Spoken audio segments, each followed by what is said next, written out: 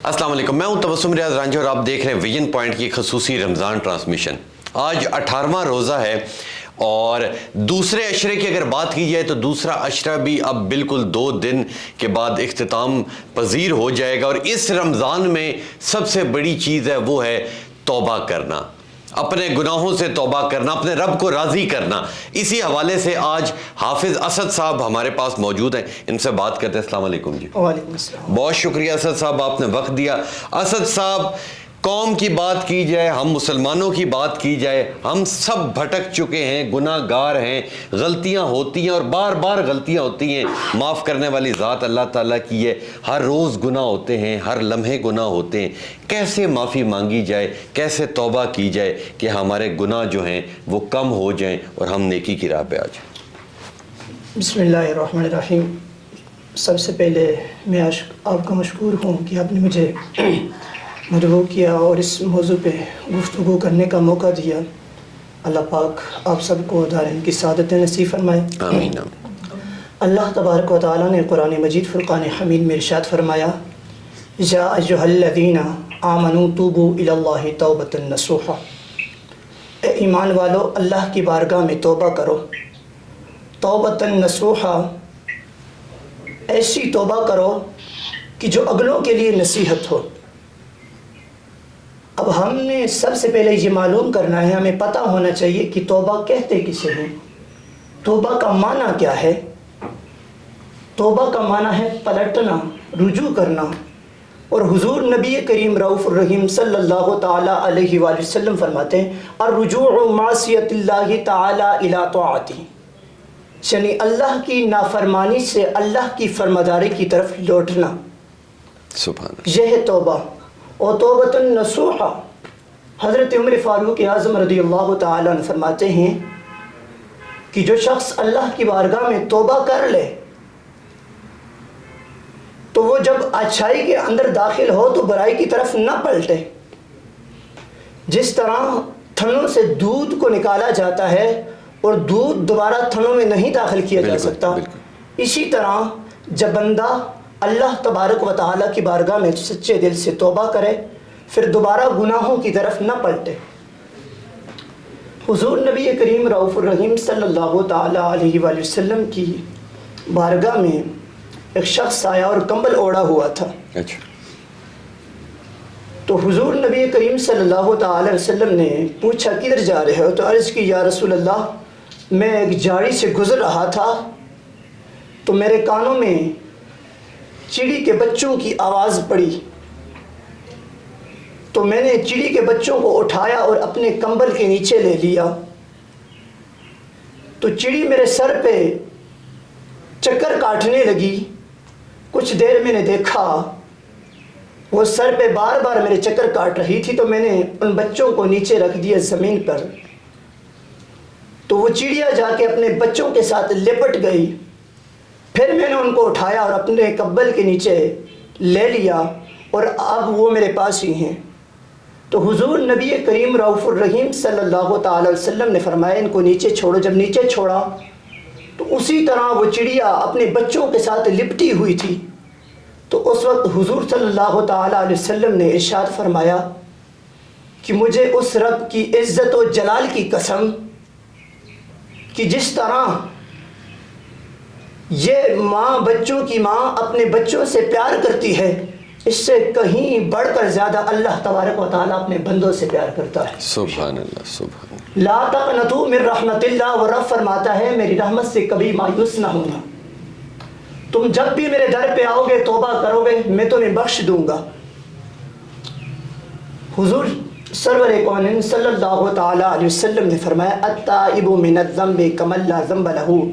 حضرت عبداللہ ابن مسعود رضی اللہ تعالیٰ عنہ راوی ہیں، حضور صلی اللہ تعالیٰ علیہ وسلم نے فرمایا جو شخص توبہ کرتا ہے وہ ایسے ہو جاتا ہے جیسے اس نے گناہ کیا ہی نہیں۔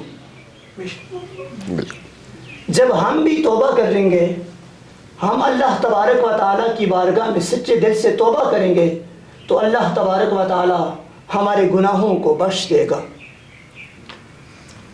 بڑا مشہور واقعہ ہے حضرت عمر فاروق رضی اللہ تعالیٰ عنہ کا۔ کہ آپ کے دور میں ایک شرابی تھا، تو اپنے کارخانے سے جب وہ باہر نکلا شراب کی بوتل لے کر، تو دیکھا کہ حضرت عمر فاروق رضی اللہ تعالیٰ عنہ سامنے سے آ رہے، تو آپ پر خوف طاری ہوا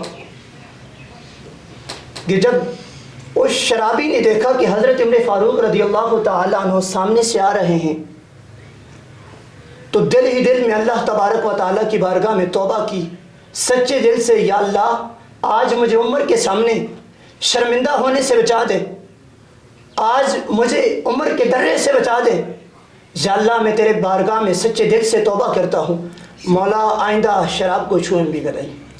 اتنے میں حضرت عمر فاروق رضی اللہ تعالیٰ عنہ پہنچے تو پوچھا، شرابی کو کہا کہ شراب لے کر کہاں جا رہے ہو اور شراب پی رکھی ہے تم نے؟ تو اس شرابی نے کہا، ڈرتے ڈرتے شراب کی بوتل اپنے بغل سے باہر نکالی تو اس شرابی کی توبہ قبول ہو چکی تھی۔ اللہ اکبر! جب شرابی نے بوتل اپنے بغل کے نیچے رکھی، اس وقت شراب تھی، جب بغل کے باہر نکالی تو وہ دودھ بن چکی تھی۔ اللہ اکبر! شرابی بڑا حیران ہوا اور سوچنے لگا کہ جب میں نے بوتل کے اندر جب شراب ڈالی تھی تب بھی شراب تھی، میں نے بغل کے نیچے رکھی تب بھی شراب تھی، اب میں نے بغل کے نیچے سے نکالی تو شراب دودھ بن گئی۔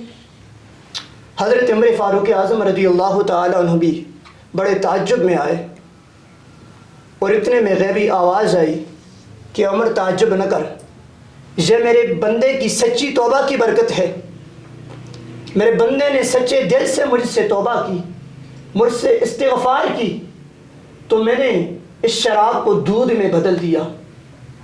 تو صاحبوں، کیا آج ہم گناہ کرتے ہیں تو کیا ہمارے گناہوں کو رب تعالیٰ نیکیوں میں نہیں بدل سکتا؟ اولئک یبدل اللہ سیئاتہم حسنات، اللہ تبارک و تعالیٰ تو برائیوں کو اچھائیوں میں بدلتا ہے جب ہم رب سے توبہ کریں۔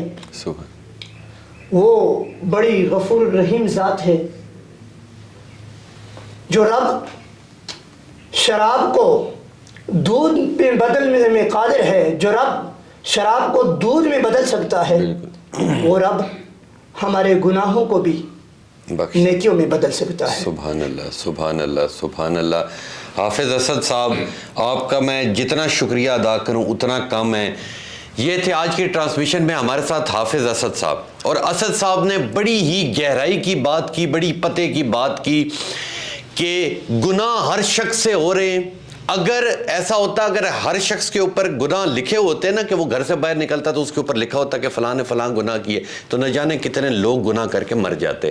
آج ہمارے اندر ہے مگر اللہ دیکھ رہا ہے، اللہ کو پتہ ہے کہ کس نے کیا گناہ کیے۔ لوٹ آؤ، توبہ کر لو۔ اللہ توبہ، جب آپ اپنے رب سے توبہ کر رہے ہیں اللہ معاف کر دے گا۔